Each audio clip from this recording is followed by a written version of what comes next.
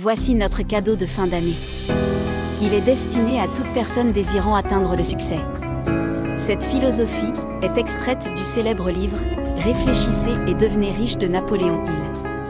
Faites l'inventaire de vos capacités.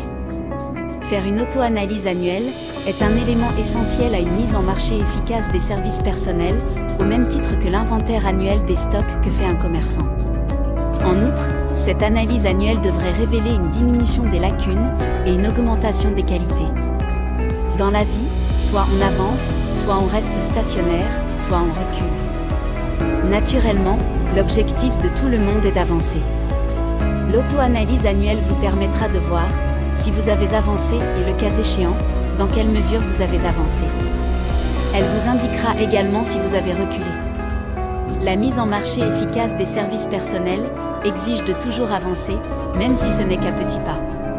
Votre auto-analyse se fera à la fin de chaque année.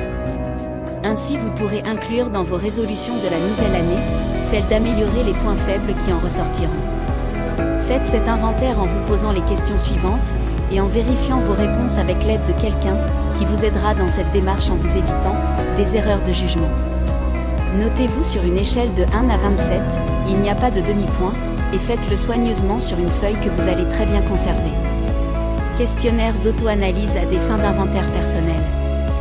1. Ai-je atteint le but que je m'étais fixé cette année? Vous devriez avoir un objectif annuel, défini comme étant à atteindre, et faisant partie de votre objectif principal de vie. 2. Ai-je fait de mon mieux, ou aurais-je pu améliorer la qualité de mes compétences, d'une manière ou d'une autre? 3. Ai-je fourni mes services en quantité correspondant à mes capacités? 4. Ma conduite a-t-elle toujours été animée par un esprit d'harmonie et de collaboration? 5. Ai-je permis à l'habitude de la procrastination de réduire mon efficacité et dans l'affirmative, dans quelle mesure? 6. Ai-je amélioré ma personnalité et dans l'affirmative, de quelle manière? 7. Ai-je été persévérant pour faire aboutir mes plans? 8. Ai-je pris des décisions promptement et définitivement en toutes occasions? 9. Ai-je laissé l'une ou plusieurs des 6 craintes de base réduire mon efficacité? Selon l'auteur, il existe 6 fantômes de peur: la peur de pauvreté, la peur de la critique, la peur de la maladie, la peur de la vieillesse et enfin la peur de la mort. 10. Ai-je été trop prudent ou au contraire négligent?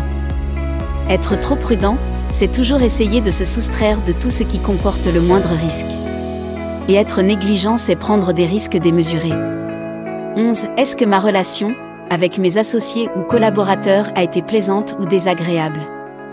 Si elle a été désagréable, en suis-je partiellement ou totalement responsable? 12. Ai-je gaspillé mon énergie par manque de concentration dans l'effort? 13. Ai-je eu l'esprit ouvert et fait preuve de tolérance sur tous les sujets? 14. De quelle manière ai-je amélioré mon aptitude à rendre le service? 15. Ai-je été immodéré dans l'une ou l'autre de mes habitudes? 16. Ai-je manifesté, ouvertement ou secrètement, quelque forme d'égoïsme que ce soit? 17. Par ma conduite, ai-je incité mes associés ou collaborateurs à me respecter? 18. Mes opinions et mes décisions se sont-elles fondées sur des présomptions ou sur l'analyse et la réflexion? 19. Ai-je pris l'habitude de gérer mon temps, mes dépenses et mon revenu, et ai-je été prudent avec ces budgets? 20. Combien d'heures ai-je consacré à des efforts inutiles, alors que j'aurais pu les employer à un meilleur avantage? 21. Comment puis-je gérer mon temps et changer mes habitudes, pour être plus efficace durant l'année qui vient? 22. Ai-je été coupable d'un acte que ma conscience n'approuvait pas? 23. De quelle manière ai-je rendu un meilleur service que je n'étais payé pour rendre? 24. Ai-je été injuste envers quelqu'un et dans l'affirmative, de quelle manière?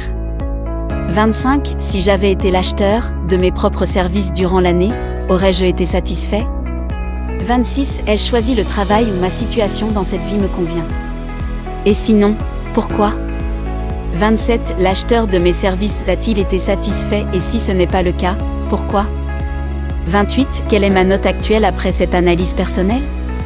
Faites cette évaluation en toute franchise et faites-la vérifier par quelqu'un qui est suffisamment courageux et impartial. Alors à présent, quelle est votre note? N'hésitez pas à nous le partager en commentaire. Gardez très bien cette note et comparez-la à votre note de la prochaine année. Si ce cadeau vous a plu, n'hésitez pas à aimer la vidéo et à vous abonner à la chaîne. Merci. À bientôt.